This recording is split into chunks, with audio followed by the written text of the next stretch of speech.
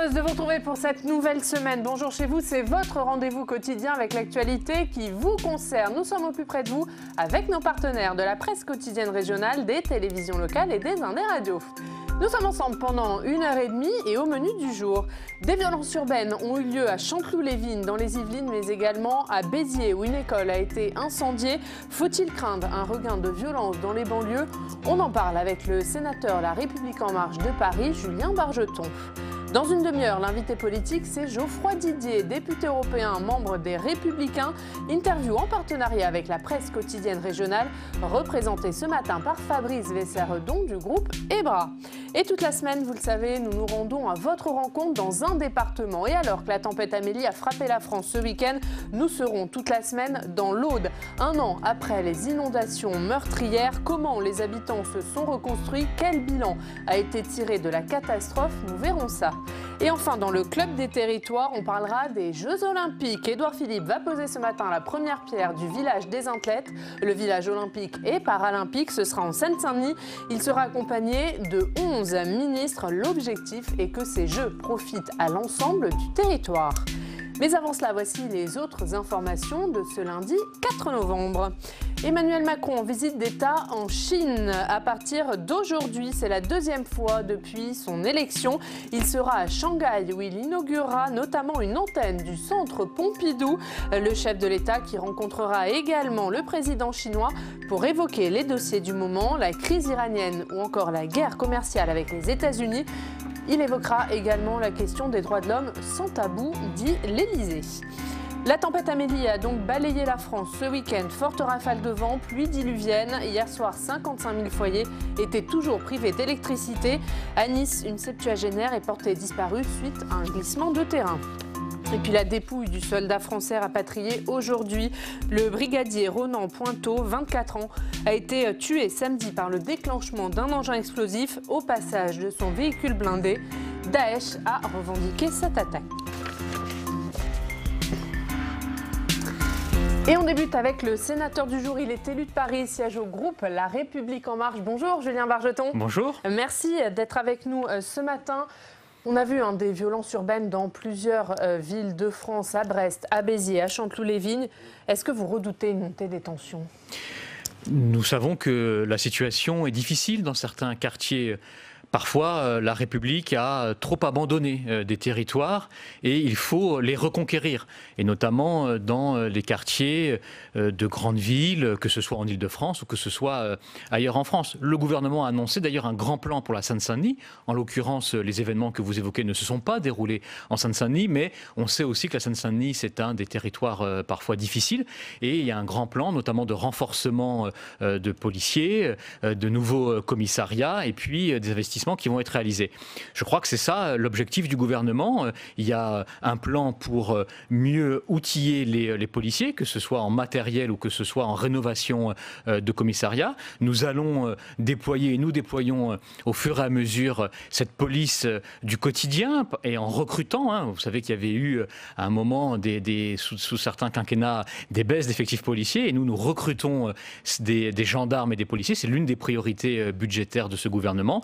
Donc il faut absolument rétablir la sécurité dans ces quartiers et puis aussi continuer à les accompagner de diverses façons. Mais vous avez vu qu'hier, Jean-Michel Blanquer... Ça veut dire que ça passe pas forcément que par la sécurité. Bien sûr, l'éducation d'abord. Jean-Michel Blanquer a annoncé les résultats du dédoublement de classes en CP et c'est un succès. Pour l'instant, les premières évaluations montrent que ça a été plutôt une réussite parce que c'est d'abord l'avenir de la jeunesse sur lequel il faut parier. Ça, c'est le plus important. Continuer bien sûr à aider aussi les structures sociales et puis investir dans ces quartiers. Donc c'est un ensemble de choses pour éviter que ces événements se reproduisent. Mais il y a parfois un peu, oui, une course, une forme de culture au guet-apens de policiers, etc., qui est très, très dangereuse et contre laquelle il faut lutter absolument. Autre sujet, Emmanuel Macron qui a fait le choix à mi-mandat d'accorder un entretien au magazine Valeurs Actuelles. Est-ce que vous approuvez ce choix ? Le président de la République a raison de s'adresser à tous les concitoyens. Il faut ramener tous nos concitoyens dans le giron de la République. Parce que certains sont tentés par regarder ailleurs. Vous savez, moi, dans mon parcours... Regarder ailleurs, ça veut dire regarder vers l'extrême droite. national. Si j'ai rejoint Emmanuel Macron dans mon parcours, c'est parce que, notamment, il y avait eu le Brexit, l'élection de Donald Trump, et donc cette montée des populismes, des conservatismes, des nationalismes très fortement dans le monde. Et d'ailleurs, ensuite, on a eu Bolsonaro au Brésil et Salvini en Italie. Donc, il y a un nouveau clivage. Vous savez que je pense qu'il y a ce nouveau clivage qui s'est substitué à l'ancien clivage droite-gauche et qui c'est quoi, maintenant... C'est Emmanuel Macron face au Rassemblement national ? Mais ce clivage-là l'a précédé. J'entends beaucoup cette petite rengaine qui dit finalement on renvoie, il n'y a plus qu'Emmanuel Macron et le Rassemblement national. Mais vous savez, c'est Jean-Marie Le Pen, rengaine il était entretenu par l'exécutif, oui, par Emmanuel Macron lui-même. Mais ça, c'est ce que j'entends. Mais Jean-Marie Le Pen était au deuxième tour de la présidentielle dès 2002. La montée du Rassemblement national en France, elle s'est faite sur longue durée, elle ne date pas d'hier. Nous avons trouvé cette situation où partout dans le monde, les conservatismes, les nationalismes, les populismes avaient le vent en poupe. Donc le président de la République, eh bien lui, il s'adresse à tout le monde, c'est son rôle, pour dire regardez, nous devons défendre le modèle français. Et je voudrais qu'on attache plus d'importance au fond de ce qu'il dit, parce que tout le monde c'est à regarder en disant tiens, c'est valeurs actuelles, mais franchement, ce très long entretien, moi je le trouve irréprochable dans son contenu, parce que voilà, il rappelle ce qu'est la France, ce modèle auquel nous sommes attachés, ce qui est le vivre ensemble, la fraternité laïque, et c'est ça qui nous rassemble. Et vous ne craignez pas de faire le jeu du Front National en mettant en avant ces débats qui sont porteurs pour le Rassemblement national ?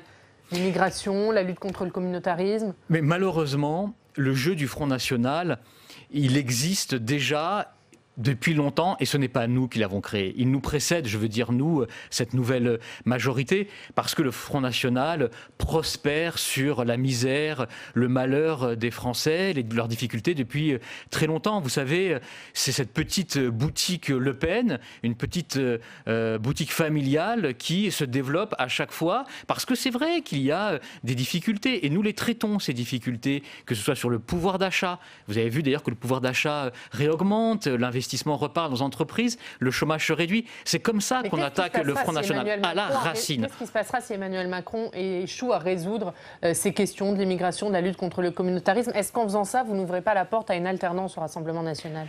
Malheureusement, le fait que le Front National puisse être aux portes du pouvoir, ça n'est pas lié à la situation actuelle, ça n'est pas lié à Emmanuel Macron, c'est malheureusement un état de fait qui est un peu ancien dans notre pays, mais comme dans d'autres pays d'Europe. Vous avez vu, il y a Orban en Hongrie, il y a la Pologne avec des conservateurs, et puis Salvini a été chassé du pouvoir, mais vous avez vu ses scores en Hongrie, et avez-vous vu aussi les scores de l'extrême droite en Allemagne récemment, en Thuringe notamment, avec une extrême droite qui progresse très fortement en Allemagne. Donc c'est très inquiétant, parce qu'il y a une forme de crise identitaire en Europe qui fait que les extrêmes droites prospèrent. Comment on lutte ? On lutte en se confrontant au réel, en traitant toutes les questions, y compris les questions du communautarisme ou de l'immigration, et en traitant les questions de cohésion sociale et économique, notamment en donnant du pouvoir d'achat aux classes moyennes. C'est ce que nous allons faire dans le budget avec 5 milliards de baisse d'impôts. Concernant le débat sur le voile, dans une interview au Journal du Dimanche, François Baroin dit qu'Emmanuel Macron devrait s'inspirer de Jacques Chirac, qui avait créé la commission Stasi à l'époque, et créer lui aussi une commission transparente pour travailler sur le principe de neutralité du service public. Qu'est-ce que vous en pensez ? Je ne sais pas si l'heure est aux commissions. Je ne pense pas qu'il faille toucher à la loi de 1905. Ensuite, il y a des questions qui se posent, comme par exemple des chartes. Il y a certaines collectivités locales qui l'ont fait, des chartes de services publics de bon comportement. Donc on pourrait imaginer adosser une ou plusieurs chartes de la laïcité à la loi de 1905 pour dire un peu concrètement comment on procède. Les services publics en ont besoin. Mais moi, j'ai voté contre la loi sur le voile pour les accompagnatrices scolaires parce que je pense que ce n'est pas ça qui est utile pour notre pays. On est pris dans une forme de tenaille identitaire. Il y a tous les empêcheurs du vivre ensemble. Quand on humilie une femme avec son enfant, quand on est dans la forme de haine ou de violence, qu'est-ce qu'on apporte ? Vous savez, quand on fait de la politique, on doit se poser la question de ce qu'on fait. Est-ce que ça crée du plus? Est-ce que ça crée du bonheur? Est-ce que ça construit? Non, ça construit rien. Donc on a ça d'un côté, et puis de l'autre, on a les tenants de l'islam politique ou du salafisme, du communautarisme, qui sont aussi dangereux. Et moi, ce que je souhaite, c'est qu'on sorte de ce piège pour aller vers une France rassemblée autour de la fraternité laïque. Il faut avoir finalement ni angélisme, mais ni non plus stigmatisation. C'est ça la bonne ligne. Allez, on va parler d'un autre sujet, celui du logement, qui sera sûrement l'un des thèmes de campagne des municipales, particulièrement à Paris. On en parle avec notre journaliste parlementaire Quentin Calmet.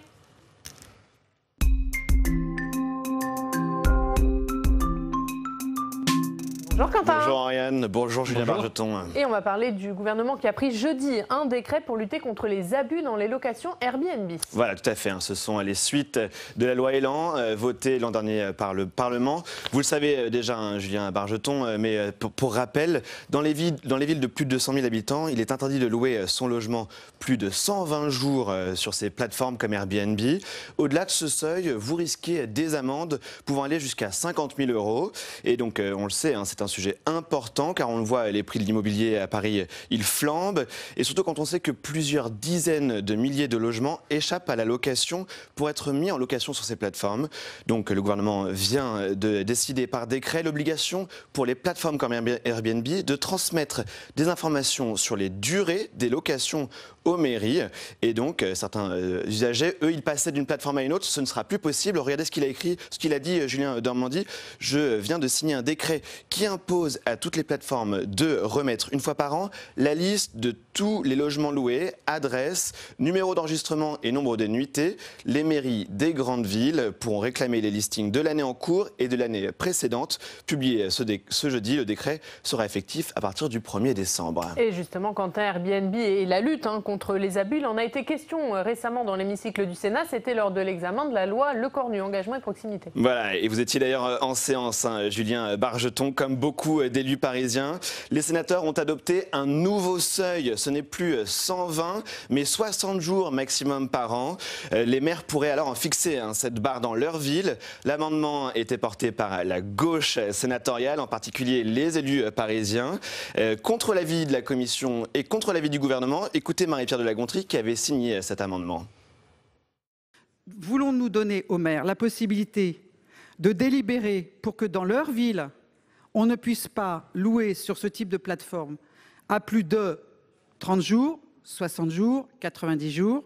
Ou est-ce qu'on laisse le droit existant à 120 jours, c'est-à-dire 4 mois par an, ce qui amène toutes les communes touristiques, le littoral, un grand nombre de zones rurales, puisque certains l'ont évoqué, la Corse, etc., à ne plus trouver de biens pour les habitants, j'ai envie de dire, réels? Voilà, c'est finalement le seuil de 60 jours qui a été retenu par les sénateurs. Donc vous étiez contre cet amendement. Il a pourtant fait consensus entre une majorité de sénateurs de droite et de gauche, car Airbnb, disent les sénateurs, a vidé de sa vie des quartiers entiers de certaines agglomérations. Il ne reste dans ces quartiers que des gens de passage, disent certains sénateurs de droite. Sur les bancs de la gauche, on explique que les applications comme Airbnb ont des effets inflationnistes sur les prix de vente des appartements, en plus de diminuer l'offre locative. Mais le gouvernement était aussi contre. Selon lui, il faut laisser la loi Elan, dont on vient de parler avec Julien de Normandie, il faut laisser cette loi produire ses effets. Et quant à vous, Julien Bargeton, vous avez expliqué que si vous partagiez l'objectif de ces amendements, il ne faut pas oublier que des particuliers louent parce qu'ils en ont véritablement besoin, notamment dans les classes moyennes, sans parvenir donc à convaincre vos collègues, puisqu'une majorité de droite et de gauche a voté cet amendement, qui doit encore être adopté de façon conforme par l'Assemblée nationale. Merci beaucoup Quentin. On vous retrouve tout à l'heure pour la revue de presse. Julien Bargeton, Quentin l'a rappelé, vous êtes opposé à cet amendement qui restreint le nombre de nuitées. Pourquoi ? Mais quand on est dans son appartement, qu'on loue 120 jours ou 60 jours, ça ne remet pas un logement de plus sur le marché, puisque de toute façon, vous y êtes.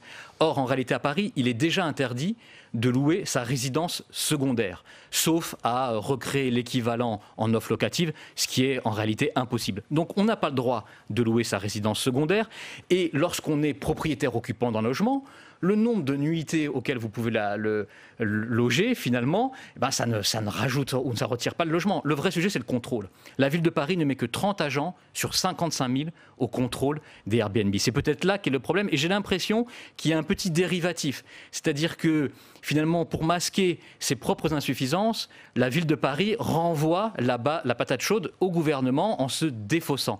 Mais en réalité, ce qui est important, et c'est ce qui est important dans le décret... C'est la responsabilité de la mairie de Paris. C'est de contrôler davantage. Et là, le décret signé par Jeanne Normandie va le permettre, parce que ce qui compte, c'est de tenir compte aussi des différentes zones, des cas où des classes moyennes ont besoin de ce complément de revenu, et puis surtout de contrôler davantage. Le problème de cet amendement, c'est qu'il ne faisait pas la différence entre des professionnels et des particuliers. Il faut lutter contre la spéculation, c'est-à-dire les investisseurs qui rachètent des bâtiments entiers pour faire du Airbnb, mais pas pour tous les propriétaires occupants. Donc je pense que le sujet n'est pas tant les 120 jours que 60 jours, que le bon contrôle. Et là maintenant, on va pouvoir croiser les fichiers. Et je pense que la ville de Paris doit prendre aussi ses responsabilités et faire appliquer la loi Elan, qui est un vrai plus. On va parler toujours de logement, mais de logement insalubre. Il y a un an, s'effondraient à Marseille les immeubles rue d'Aubagne, faisant 8 morts. Un an après, qu'a fait le gouvernement sur ce sujet? À Paris, il y a plus de 60 000 logements insalubres, je crois. Alors, il y a le sujet de l'insalubrité. C'est un sujet, effectivement, de longue haleine, parce que, malheureusement, il y a des logements qui, pour des raisons, deviennent insalubres au fur et à mesure. La situation de Marseille était particulièrement scandaleuse, il faut le dire. Sans doute, y a-t-il eu une impéritie de la part de la mairie depuis des années. Vous savez que Bertrand Delanoë, en 2001, s'était attaché à résorber en grande partie l'habitat insalubre à Paris. C'était l'une des premières priorités de son premier mandat en 2001. La loi Elan, là aussi, portée par Jeanne Normandie, a quand même apporté des choses. Une lutte renforcée sur les marchands de sommeil, avec des sanctions qui sont aggravées et puis une détection plus facile, la création d'un numéro vert où on peut signaler des logements qui deviennent insalubres, que vous soyez d'ailleurs un professionnel ou que vous soyez un particulier, il y a une meilleure détection. Donc le gouvernement a pris ce sujet à bras le corps. Il y a encore des personnes à reloger à Marseille, mais c'est aussi aux collectivités locales de faire leur travail en l'occurrence, parce que c'est aussi une compétence des collectivités locales, des communes.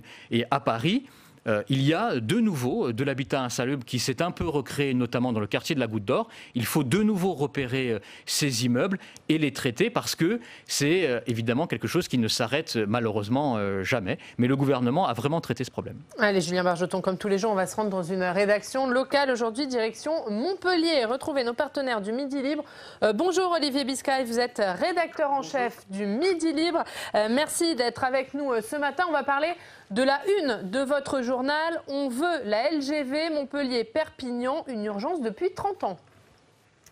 Oui, on veut la LGV. Alors c'est un cri fédérateur de mobilisation à la fois de Midi Libre qui s'engage en lançant une pétition citoyenne à partir de ce matin, et puis l'appel de nombreux élus, représentants économiques, citoyens pour cette ligne Montpellier, ligne ferroviaire, Montpellier-Perpignan, ligne nouvelle, grande vitesse, que nous attendons, rendez-vous compte, depuis 30 ans, et on en a un peu assez.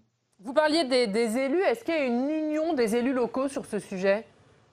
Oui, il y a une union régionale de gauche, écolo, qu'on soit élus locaux, départementaux, régionaux, tout le monde veut cette ligne, parce que pour des raisons d'emploi, de développement économique, de dynamisme de territoire, et puis d'axe central sur l'Europe, c'est 30 ans. Sauf que les ministres qui se sont succédés ces dernières années ont beaucoup promis, ont beaucoup ergoté, et on attend toujours cette ligne. Et là, c'est nécessaire, d'autant plus que la semaine dernière, des intempéries ont mis en difficulté cette ligne. Des travaux sont attendus jusqu'au 2 décembre. Et là, on constate tous que cette ligne est nécessaire à notre territoire. Et donc, on pousse tous un coup de gueule, finalement, ce matin, tant le journal que les citoyens et les élus. Et que répond la SNCF à ça?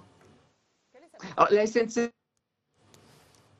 si vous me permettez l'expression, c'est-à-dire qu'à la fois il faudrait des financements, mais cela fait 30 ans que ces financements sont attendus, qu'on fait des économies pour pouvoir le faire, tout en considérant que c'est nécessaire que ce barreau SNCF ferroviaire puisse se faire. Et en se disant, écoutez, c'est pas moi, c'est plutôt le gouvernement, ce sont plutôt les élus locaux. Au final, on ne sait plus qui doit faire quoi, et les citoyens en pâtissent depuis 30 ans. Un mot, puisque vous demandez à vos lecteurs de vous engager, Olivier Biscay, comment ça se passe? Alors écoutez, on a tout simplement lancé une pétition citoyenne, un bulletin est à remplir, je veux ma ligne nouvelle, LNMP, ligne nouvelle Montpellier-Perpignan, les gens remplissent et on va envoyer toutes ces signatures au secrétaire d'État au transport, Jean-Baptiste Djebari, on va lui envoyer tous les sacs de courrier que nous allons recevoir au cours des prochaines semaines et on va surtout lui demander de venir à la rédaction du Midi Libre aux usagers et aux lecteurs directement. Que va-t-il faire? Il ne peut plus tourner autour du pot. Est-ce qu'il fait cette ligne nouvelle ou bien il attend encore que des études soient réalisées et que les financements soient trouvés? En tout cas, il faut des réponses précises, concrètes. On ne peut plus laisser le territoire sans réponse. C'est ce qu'on lui demande tout simplement. Eh bien, merci beaucoup Olivier Biscay d'avoir été avec nous ce matin. Vous viendrez nous en reparler quand vous aurez envoyé votre sac de courrier à Jean-Baptiste Djebari. Vous viendrez nous donner ces réponses. On en reparlera. On va revoir la une du Midi Libre. On veut la LGV Montpellier-Perpignan, une urgence depuis 30 ans. Merci Olivier Biscay. Un mot, Julien Bargeton. Est-ce que les lignes TGV, c'est encore une priorité pour ce gouvernement? Oui, le gouvernement investit beaucoup dans le ferroviaire. Elisabeth Borne, puis maintenant Jean-Baptiste Djebari ont annoncé d'importants investissements. C'est vrai qu'il faut aussi rénover le réseau et on voit qu'il y a un vrai sujet de rénovation des petites lignes qui ont perdu de la vitesse et puis des accidents parfois graves, notamment au passage à niveau, qui sont aussi une priorité. Et l'Île-de-France, à un moment, les RER de la SNCF, etc., n'avaient pas été rénovés, n'avaient pas été changés parce qu'il y avait une priorité au tout TGV. Donc je pense qu'il y a un équilibre à trouver. Moi, je n'ai pas d'appréciation particulière à apporter sur ce barreau-là, parce que ce n'est ni ma région, ni je n'ai ni d'ailleurs une connaissance particulière du dossier. Donc il faut regarder ce que ça apporte. Je crois que ce qui est important, c'est de voir si le rapport entre le coût, l'efficacité et finalement justifie un investissement parce qu'il ne faut pas que ça gagne 5 minutes. Mais c'est vrai que Toulouse ne me paraît pas spécialement bien desservie en grande vitesse et c'est quand même aussi une région importante. Donc tout ça, ça se regarde. Il y a des priorités à faire. Mais en tout cas, le train, c'est une priorité dans l'investissement. Allez, on va passer à la revue de presse du côté de votre région, de la région parisienne, Julien Bargeton.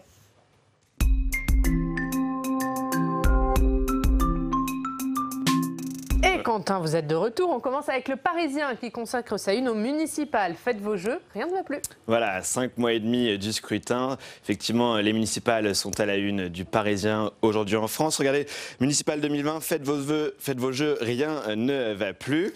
Car cette élection, selon le Parisien, c'est une élection en terre inconnue, notamment grâce à votre parti qui brouille les pistes, La République En Marche. Pas d'ailleurs que à Paris, dans d'autres villes, mais c'est particulièrement vrai à Paris. Quelles sont les forces en présence? Sur qui pourrons-nous miser au printemps prochain? Alors, petit panorama rapide. À droite, il y a Rachida Dati qui devrait être investi par les Républicains mercredi, mais sa candidature elle ne fait pas l'unanimité. Pierre Lissière, il pourrait être aussi candidat, mais pour Libre, le mouvement d'En Marche, le mouvement de Valérie Pécresse. Quand sur les rangs de la majorité, le scrutin est tout aussi trouble entre David Béliard, le candidat ELV, Yann Brossa pour le PCF ou encore Daniel Simonet pour la France Insoumise. Les candidatures ne manquent pas, mais donc votre camp n'aide pas à clarifier la situation, je le disais.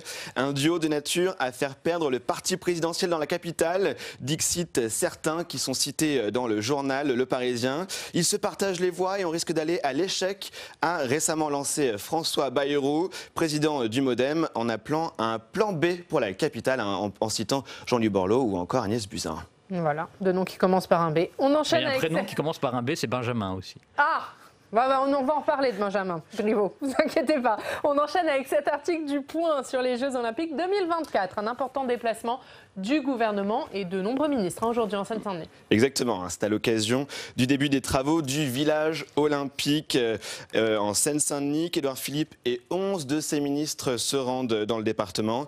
Un déplacement et également un comité interministériel avec 170 mesures qui devraient être annoncées ce matin. Et ce afin de répondre aux critiques liées à ces JO. Par exemple, ce village olympique situé entre Saint-Denis, Saint-Ouen et l'île Saint-Denis, il va déplacer un foyer de travailleurs étrangers. Autre source de colère, les nuisances que vont provoquer ces travaux. Mais donc, le Premier ministre entend répondre à toutes ces critiques avec énormément de mesures annoncées aujourd'hui. Je ne vais vous en citer que quelques-unes. La création notamment d'une cellule Pôle emploi dédiée aux postes liés aux JO ou encore un système de défiscalisation pour faciliter le sport en entreprise. entreprises. Quant à la question des nuisances, elle est aussi évoquée par l'article du Point.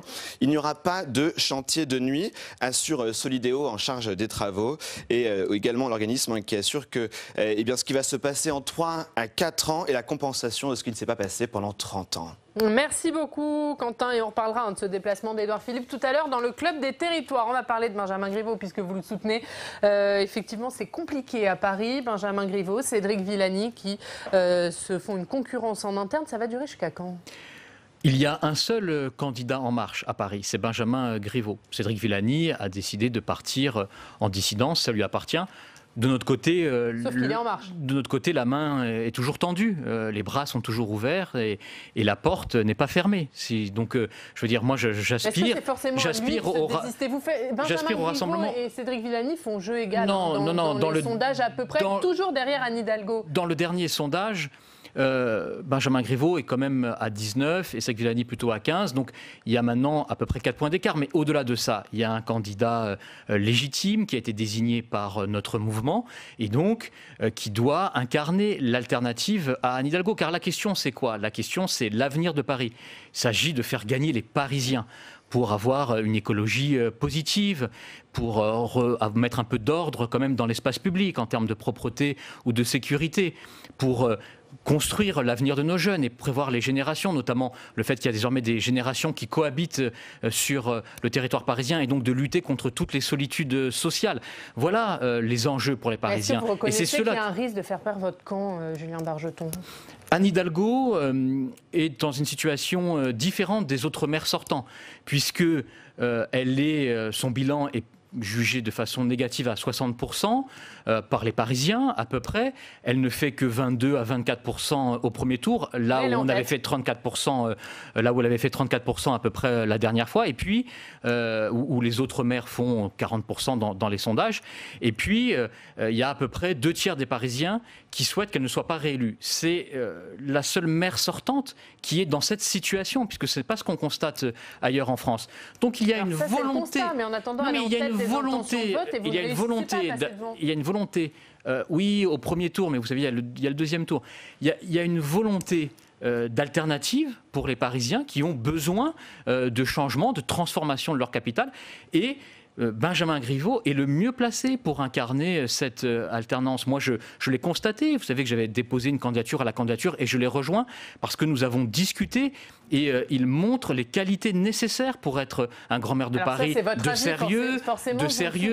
de connaissance de la proximité, de propositions pour les Parisiens. Il en développe un certain nombre. C'est pas l'avis de tout le monde, Julien Bargeton, notamment de François Bayrou, qui dit qu'il faut mettre en place un plan B, que cette rivalité entre Villani et Griveaux est stérile. Qu'est-ce que finalement le plan B, c'est pas la solution la plus sage ? Le plan B, il y en a un, c'est le plan B comme Benjamin Griveaux. Moi, je ne crois pas du tout à cette idée d'une tierce personne qui arriverait. Aujourd'hui, nous avons un candidat légitime qui fait une campagne de terrain, qui se consolide avec de plus en plus de rassemblements. Frédéric Calandra, la maire du 20e, qui vient de la gauche, la rejoint. Delphine Burkley, la maire du 9e, qui vient plutôt de la droite, la rejoint. Avec d'autres. Mais nous discutons avec tout le monde. Le MoDem, nous respectons les échéances du MoDem. Ils sont en train de travailler sur leur projet. Laissons à chacun son temps de réflexion, son temps pour revenir, Pierre-Yves Bournazel ou d'autres. Nous souhaitons le rassemblement le plus large et ce rassemblement, il a commencé à se faire autour de Benjamin Griveaux et il se poursuivra autour de lui, j'en suis convaincu. Bon, vous êtes convaincu, ça, on l'a bien entendu. On verra, on aura l'occasion d'en reparler. Merci Julien Bargeton d'avoir été avec nous ce matin. Dans 2 minutes, c'est l'heure de l'invité politique. C'est Geoffroy Didier, député européen, membre des Républicains. On parlera notamment des annonces du gouvernement à venir sur l'immigration, mais aussi de son parti, les Républicains, avec un retour sur le devant de la scène politique, celui de François Baroin. Mais d'abord, vous voyez un extrait d'un monde en doc. C'est le débat qui suit le documentaire sur Public Sénat. Ce week-end, il était consacré au choc de la réunification pour l'Allemagne et à la nostalgie des Allemands de l'Est, 30 ans après la chute du mur.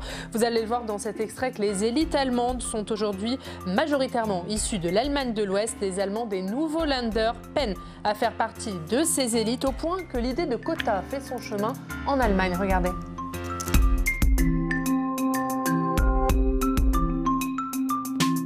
regardez les statistiques sur les élites en Allemagne de l'Est, vous voyez que la population est-allemande est largement sous-représentée, que ça concerne les entreprises, le monde politique, les médias. Donc le fait qu'il y a une chancelière, certes, qui est là depuis très longtemps, ne doit pas cacher le fait qu'il y a un vrai problème de sous-représentation des Allemands de l'Est. Je vous pose une question intéressante, Hélène Mignard-Delacroix, sur cette question justement des élites de l'ex-RDA. Comment est-ce qu'elles ont été réintégrées, ou pas d'ailleurs, dans l'appareil d'État de la République d'Allemagne réunifiée? Alors il faut distinguer les élites préexistantes en 1990, et là elles ont quasiment pas été réintégrés. Et puis ceux qui sont devenus des élites issues, qui avaient 15 ans à la chute du mur et qui ont fait carrière. Je crois que ce sont deux choses différentes. Les premiers, les élites de RDA, n'ont pas été intégrés et ils ont même perdu leurs emplois dès qu'ils étaient un tout petit peu trop proches du parti. Ce qui a permis d'ailleurs, et ça fait aussi partie des ressentiments actuels,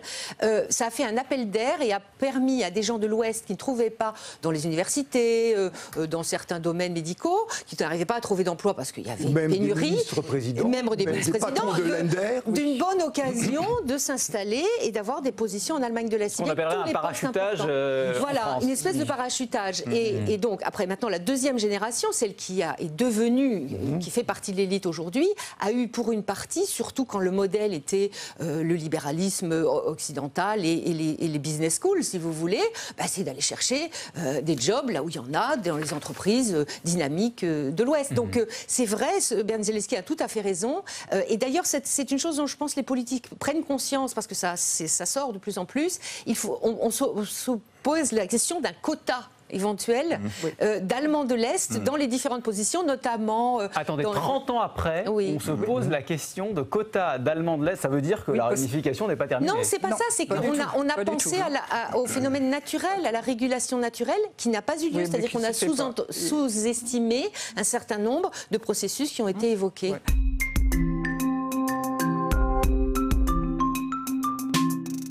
Et notre invité politique ce matin, c'est Geoffroy Didier. Bonjour. Bonjour. Vous êtes député européen, membre des Républicains. Vous êtes avec nous pendant 20 minutes pour une interview en partenariat avec la presse quotidienne régionale, représentée par Fabrice Besséredon du groupe EBRA, les journaux régionaux de l'Est de la France. Bonjour Fabrice. Alors, on va commencer, Geoffroy Didier, il y a beaucoup de sujets, mais on va commencer par la mort de ce soldat français en opération. C'était samedi, le brigadier Ronan Pointeau, 24 ans. Il a été tué par le déclenchement d'un engin explosif au passage de son véhicule blindé. Daesh a revendiqué cette attaque. Est-ce que la France est la première cible de l'État islamique ? Elle est une des cibles privilégiées de l'État islamique et depuis le début de l'opération Barkhane en 2014 au Sahel, ce sont 15 Français qui ont trouvé la mort. Et ce sont 4500 soldats qui sont aujourd'hui français, qui sont aujourd'hui au Sahel.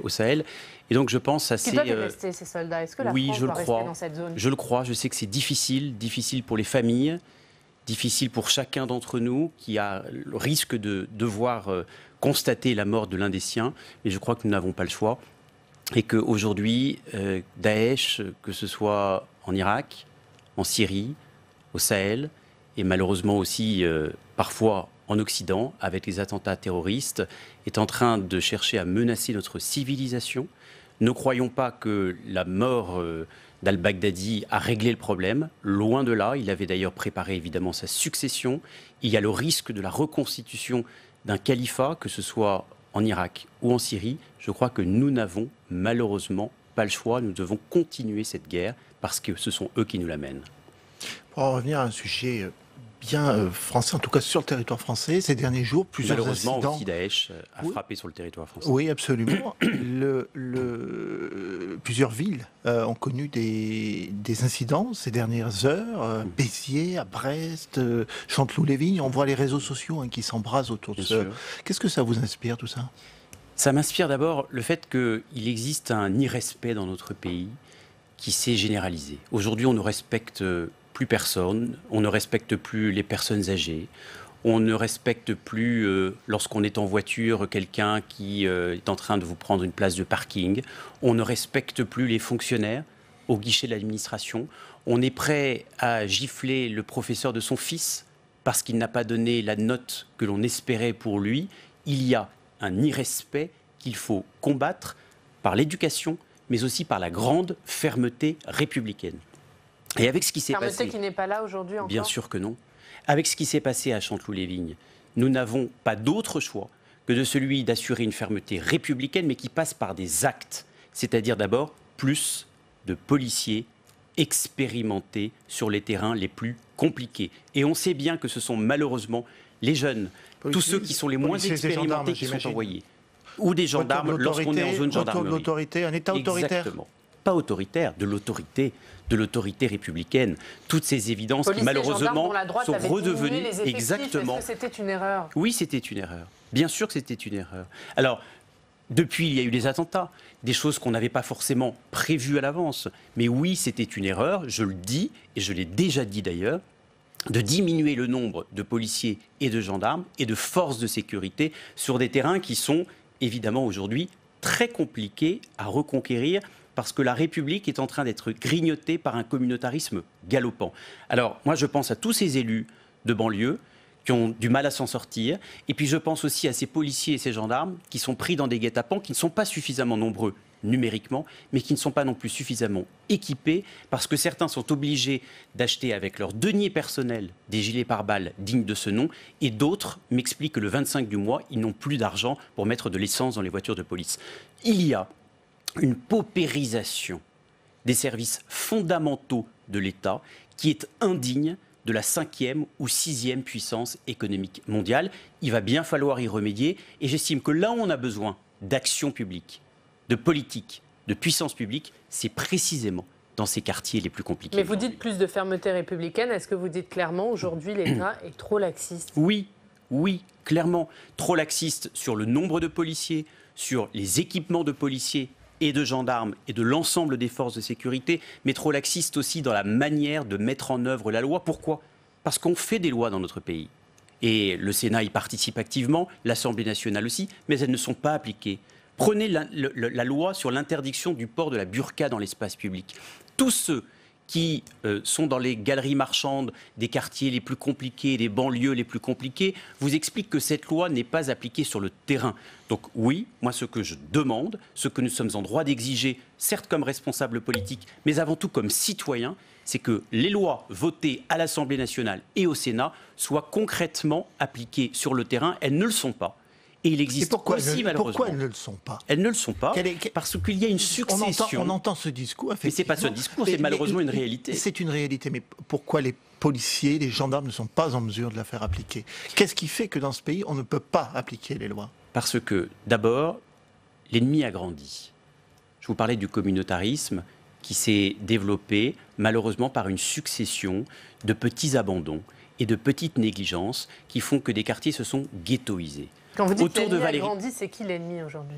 L'ennemi, il y a l'ennemi communautariste, nourri évidemment par ceux qui instrumentalisent leur religion à des fins politiques, et il y a tous ceux, des associations communautaires qui ont été malheureusement souvent subventionnées par le passé par des élus communistes et socialistes. Il faut dire les choses, il faut aussi montrer qui sont les responsables pour que les choses ne se renouvellent pas. Autour de Valérie Pécresse, depuis qu'elle est devenue présidente de la région Île-de-France, eh bien nous avons arrêté l'arrosoir automatique de subventions à des associations communautaristes qui laissaient faire des choses inadmissibles en République. Et nous avons aussi, ça coûte 0 € à l'État et aux contribuables, considéré qu'à partir de 30% de logements sociaux dans certaines communes, nous arrêtions d'en financer. Pourquoi?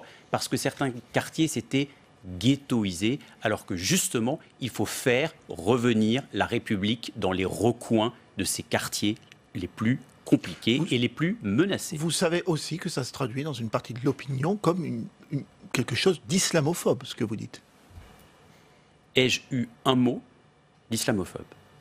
Un mot. Vous savez qu'il Lequel? y a une manifestation le 10 novembre contre l'islamophobie. Ça vous interpelle? Mais je crois que l'immense majorité des musulmans de France exercent leur religion et leur culte sereinement, dans le respect de la République. Mais si je dis ça, et seulement ça, je ne règle pas le problème.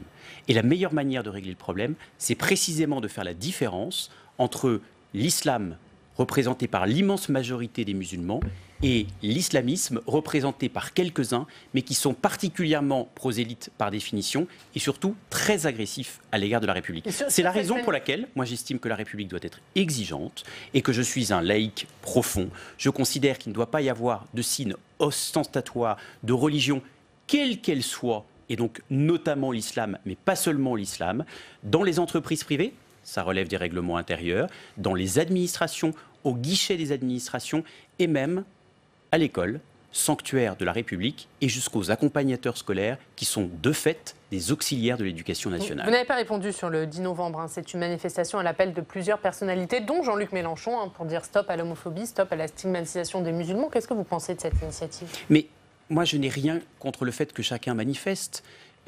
Si c'est pour manifester contre la stigmatisation, bien sûr.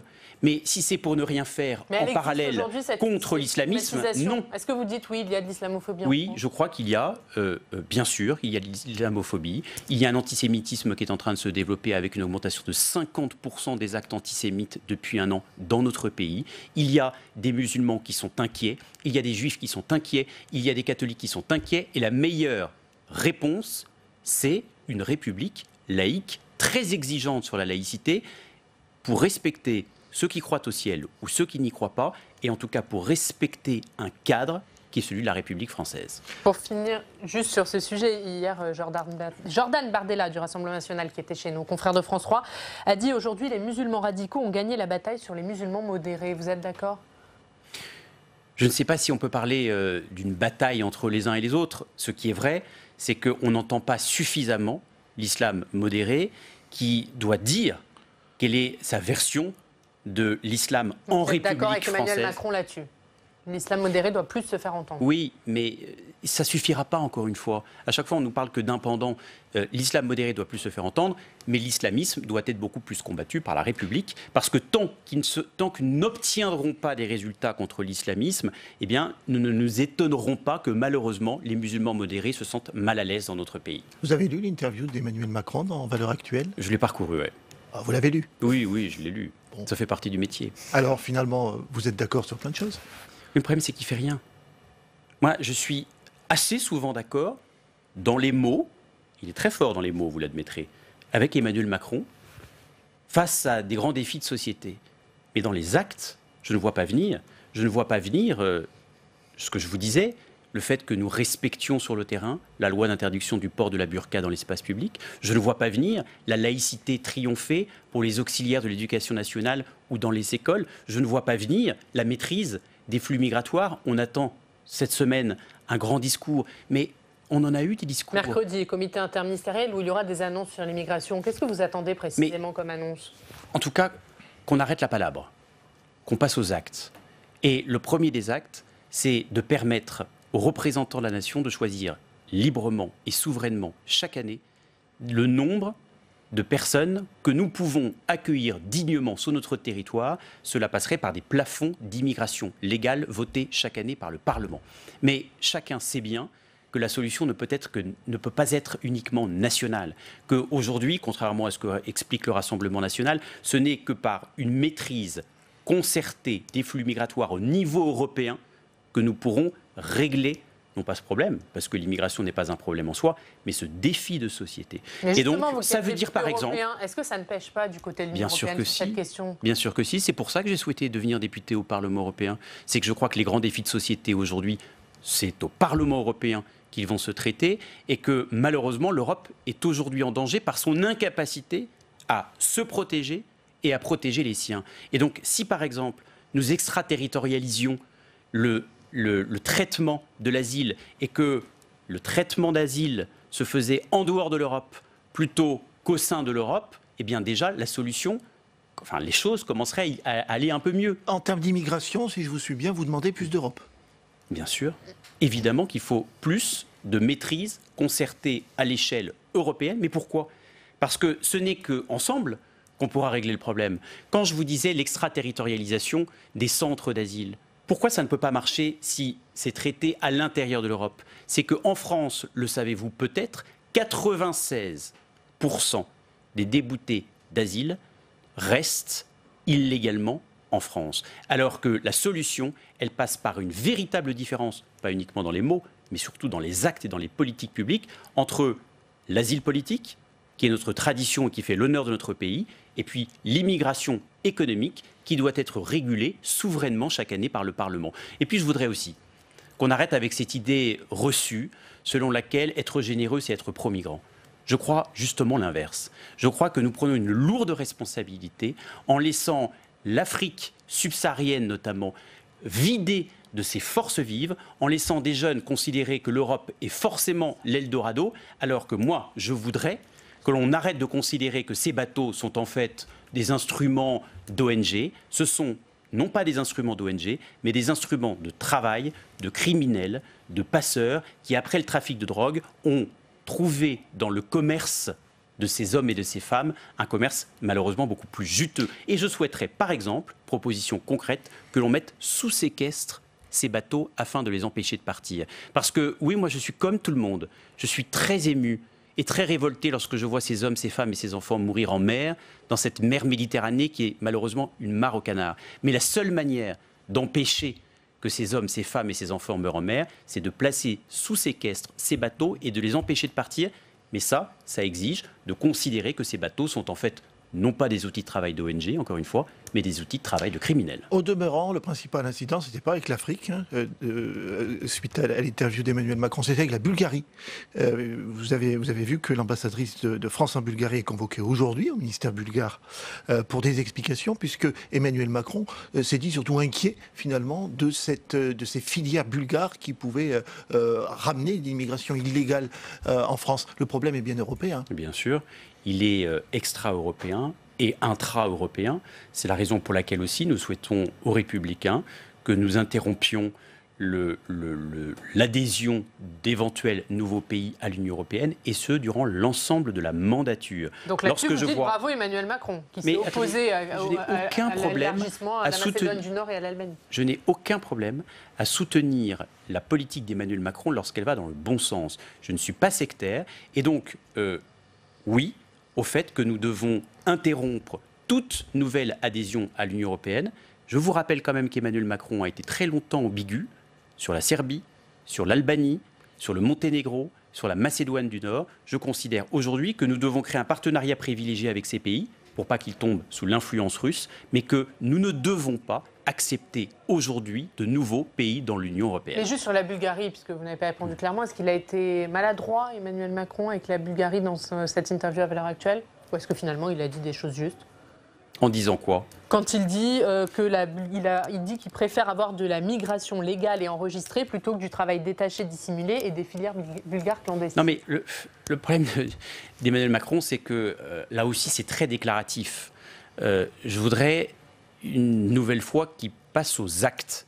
J'ai l'impression que sa politique consiste à répartir l'immigration illégale ou l'immigration qui est supérieure à celle que nous pouvons accueillir, alors qu'il faut en amont une politique publique de maîtrise. Je vous ai fait des propositions concrètes, on a bien compris. Précisément, que ce soit au niveau intra-européen ou au niveau extra-européen. Je voudrais que Emmanuel Macron passe aux actes et arrête les mots. Alors, il vous propose un nouveau candidat pour la Commission européenne, M. Breton, ancien ministre français, qui vient de la droite d'ailleurs. Vous allez le soutenir cette fois-ci. Vous n'aviez pas soutenu la candidature de Mme Goulard. Non. Qu'est-ce que vous allez faire cette fois-ci? Je n'ai pas soutenu la candidature de Mme Goulard parce que je n'ai fait que mon travail de député au Parlement européen, de membre de la commission juridique. Nous avons examiné sa déclaration d'intérêt. Nous l'avons auditionné à 2 reprises sur le fond. Et nous avons considéré tant, d'ailleurs, sur le fond que sur la condition d'intégrité, elle ne remplissait pas les critères pour devenir commissaire européen, c'est-à-dire pour incarner l'Europe au nom de la France. Alors, Thierry Breton... Mais c'était uniquement sur le fond, il n'y avait pas un peu de politique derrière tout ça de la part du PPE, le parti de droite au Parlement européen? Je peux vous dire que nous avons travaillé en la respectant, en lui posant des questions sans concession, mais en étant exigeant par rapport à ce que la France devait incarner au sein de l'Union européenne.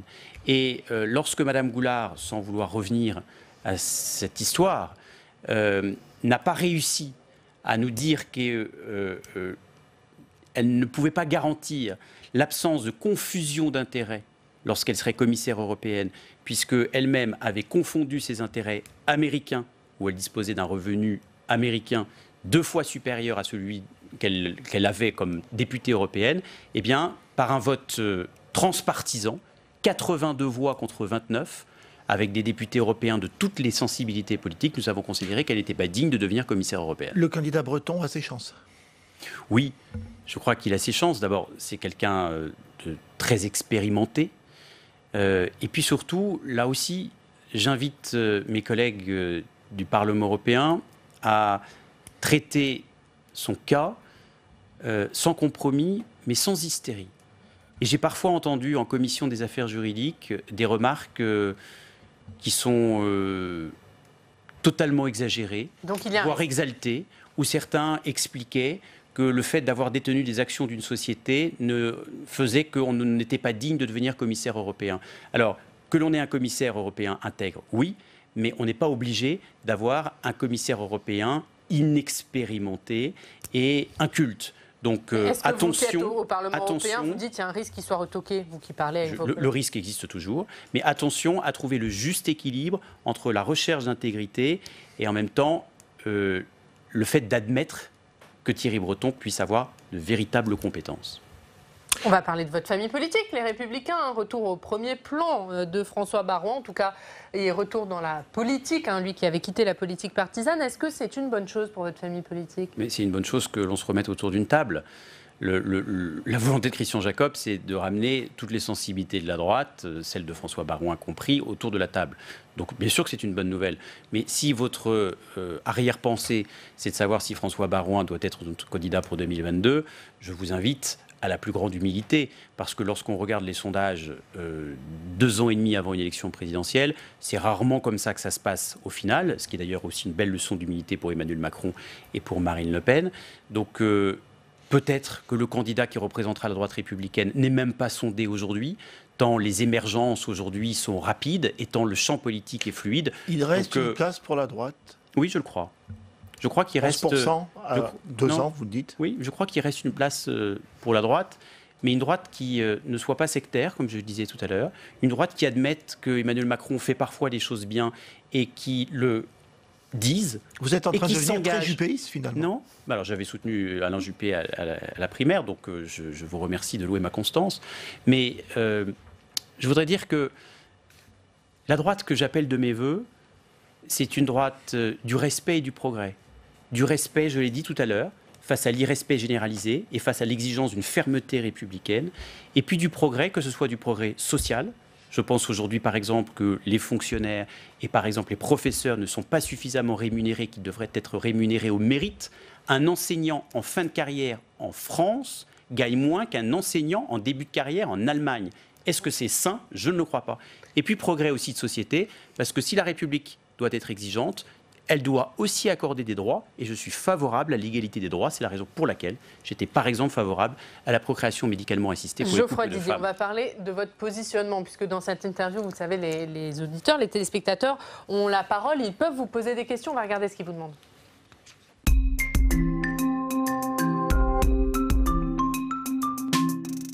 Et on a eu beaucoup de questions sur le même thème, vous concernant Geoffroy Didier, c'est pourquoi autant de critiques envers François-Xavier Bellamy alors que vous étiez son directeur de campagne. On va regarder notamment une question Twitter de Ezio, je la lis. N'a-t-il pas honte de taper sur François-Xavier Bellamy alors qu'il était son directeur de campagne lors des européennes? Quand pense-t-il rejoindre Macron? Beaucoup de questions sur ce sujet. Alors, d'abord, je ne tape pas sur François-Xavier Bellamy. On travaille main dans la main au Parlement européen. Et par exemple, sur les auditions, au lendemain de la campagne. J'y viens. Sur les auditions de Sylvie Goulard, lui et moi avons représenté la France dans les questions que nous avons posées à Sylvie Goulard. Donc, ça se passe bien entre lui et moi parce que nous travaillons. Non, mais ce n'est pas une question de réconcilier, c'est que nous nous sommes dit, certes publiquement, mais aussi en privé, ce que nous avions à nous dire à l'issue de la campagne, et j'avais regretté, sans vouloir revenir dessus, mais je l'assume, que certaines thématiques qui n'avaient rien à voir avec l'Europe viennent s'infiltrer et polluer la campagne européenne. Lui et moi sommes main dans la main pour incarner la France au Parlement européen et défendre le projet européen pour lequel les Républicains ont voté. En revanche, nous avons des différences et ça n'empêche en rien de bien s'entendre. Nous avons des différences sur la manière de reconstruire la droite. Et sur la deuxième partie de la question... Et je rappelle d'ailleurs que je n'avais pas été directeur de campagne François-Xavier Bellamy, mais directeur de campagne de l'union de la droite et du centre, des Républicains, avec une liste qui rassemblait des sensibilités très différentes. Sur la deuxième partie de la question, vous êtes clairement chez les Républicains ou vous êtes tenté par Emmanuel Macron? Mais bien sûr que je suis républicain. Je n'ai jamais quitté ma famille politique, jamais. En revanche, je veux la bousculer et je veux la sortir de sa zone de confort idéologique parce qu'elle s'est parfois engluée dans certaines certitudes, et je veux une droite qui ne cède pas au rigorisme moral, au traditionnalisme excluant, à un certain ultralibéralisme inutile, une droite du respect, mais je le dis aussi, c'est peut-être une différence d'ailleurs que j'ai avec d'autres, avec une droite du progrès. Progrès, l'égalité des droits, progrès social, mais aussi progrès sociétal. Et là-dessus, je suis parfois minoritaire au sein de mon parti, je suis solidaire de mon parti, mais je préférerais toujours mes convictions à mon parti. C'est aussi ma liberté, c'est mon choix personnel. Votre dernier mot. Merci Geoffroy Didier d'avoir été avec nous ce matin. Merci Fabrice Bessarrodon. À vendredi.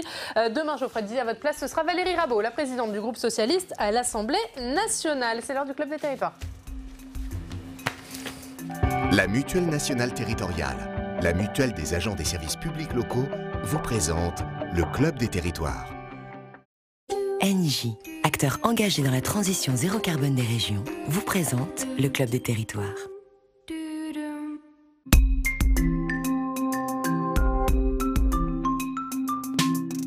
La presse quotidienne régionale et les télévisions locales vous présentent le Club des territoires. Le Club des territoires en partenariat avec la presse quotidienne régionale, les télévisions locales et les Indés radios. Aujourd'hui avec la bande, nous parlerons d'un retour, celui de François Baroin, le président de l'Association des maires de France, qui sort un livre, donne une grande interview au Journal du Dimanche et n'hésite plus à parler politique. Il est d'ailleurs présent dans le nouvel organigramme des Républicains. On parlera également des Jeux Olympiques, puisque un comité interministériel sur les Jeux Olympiques a lieu ce matin en Seine-Saint-Denis. 11 ministres font le déplacement et Édouard Philippe posera la première pierre du village des athlètes. Mais d'abord, c'est l'heure de notre reportage en région. Allez à votre rencontre parce que l'actualité, ça se passe chez vous toute la semaine. Nous serons dans le département de l'Aude, un département qui a connu l'année dernière des inondations meurtrières. 14 personnes ont perdu la vie, 204 communes ont été reconnues en état de catastrophe naturelle. Un an après, quel bilan, quelles améliorations sur place? C'est ce que nous verrons toute la semaine. Regardez le programme avec Marion Vigreux.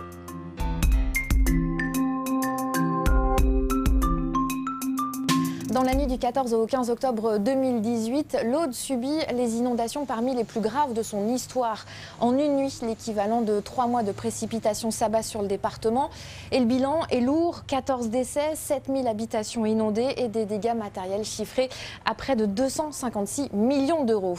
Pour faire le bilan, un an après, nous nous rendrons tout d'abord à Trèbes pour rencontrer les sinistrés et le maire de la commune. Il s'agit de comprendre comment ces derniers se sont remis de cet événement dramatique. Notre deuxième reportage nous conduira ensuite dans le village de Villegayen pour parler recomposition urbaine. 38 maisons doivent être détruites puisque désormais, pour limiter les dégâts, c'est toute l'urbanisation des communes qui doit être repensée. Et puis nous serons également aux côtés des pompiers et des agents de Météo France pour comprendre comment doivent évoluer les prévisions et les alertes puisque ces événements climatiques violents sont malheureusement amenés à devenir de plus en plus fréquents. Et ces reportages seront donc à suivre toute la semaine à cette heure-ci dans Bonjour chez vous avec Marion Vigreux et Adrien Develay. Avant d'en parler avec notre club, on va continuer à parler de ce sujet, les inondations, les tempêtes, la tempête Amélie qui a balayé la France ce week-end. Une septuagénaire est toujours portée disparue à Nice, des foyers privés d'électricité et des conséquences sur les transports. C'est ce qu'expliquait hier le secrétaire d'État au transport, Jean-Baptiste Djebari. Il était l'invité du grand jury RTL, LCI Le Figaro. On l'écoute. Il y a des mesures de prévention qui ont été prises, notamment de fermer un certain nombre d'autoroutes des Bouches-du-Rhône cette nuit de façon préventive. Il y a un plan de transport aussi du TER qui a été aménagé, puisque notamment en Nouvelle-Aquitaine, l'ex-région Poitou-Charentes et en Limousin, on a eu des dégradations importantes avec des arbres qui sont tombés sur les voies. Donc nous avons décalé le plan de transport de 6h à 10h du matin. Et de la même façon, sur les 100 000 Français qui sont actuellement privés d'électricité, des interventions importantes sont en cours. Donc mesures de prévention courant de la nuit, début de la matinée, et puis mesures d'intervention qui sont aujourd'hui en cours sur l'ensemble de ces sujets, transport et énergie. Et sur les routes qui sont éventuellement bloquées, on en a vu à cause de la chute d'arbres, est-ce que vous avez des éléments précis? Là encore, des interventions sont en cours, des tronçons ont été fermés par mesure de précaution, et des bouts d'autoroute notamment qui accueillaient beaucoup de voyageurs dans ce week-end de retour des vacances de la Toussaint ont été préventivement fermés pour faire les travaux de déblayage et pour s'assurer que les Français puissent rentrer de vacances en toute sécurité. Et on va parler de ces inondations avec le club. Bonjour Pascal Tournier. Bonjour. Bonjour Arnaud Benedetti, Guillaume Doyen et rebonjour Quentin Calmet. On l'a vu, la tempête Amélie qui a frappé la France ce week-end. On sera toute la semaine dans l'Aude pour revenir sur ces inondations meurtrières qui avaient lieu il y a un an. Parce qu'il faut dire que ces épisodes ils sont voués à se reproduire et qu'il faut trouver des solutions, qu'il faut tirer des bilans. Oui, vous voyez encore là récemment à cause de la tempête Amélie, il y a eu aussi des épisodes d'inondations en Corse, dans les Alpes-Maritimes.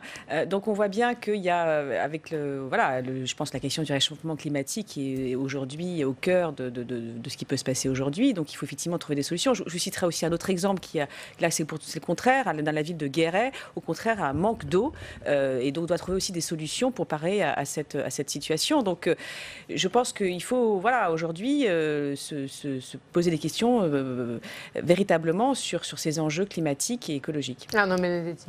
Oui, la question qu'il faut se poser, c'est est-ce que finalement la fréquence de ce type d'événements climatiques est liée aujourd'hui à la question du dérèglement climatique? Manifestement, ça semblerait être le cas, mais en tout cas, c'est une question qui se pose.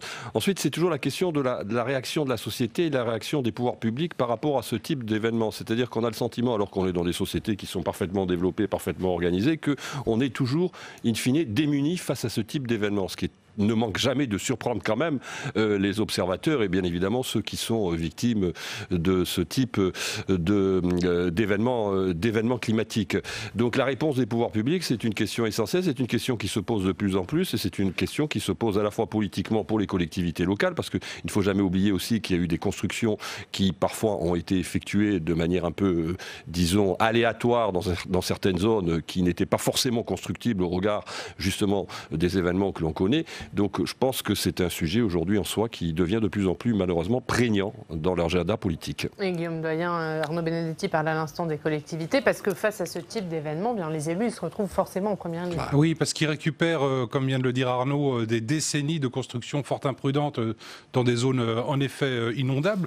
Pour ce qui concerne Trèbes, je suis allé voir ce que disait le maire, il va devoir démolir et reconstruire ailleurs. Il va prendre maintenant les enseignements utiles d'une catastrophe meurtrière, mais bien d'autres maires sont concernés et dans d'autres zones de France, puisque la France, si vous voulez, la population, elle augmente dans le sud de la France et elle augmente sur le littoral.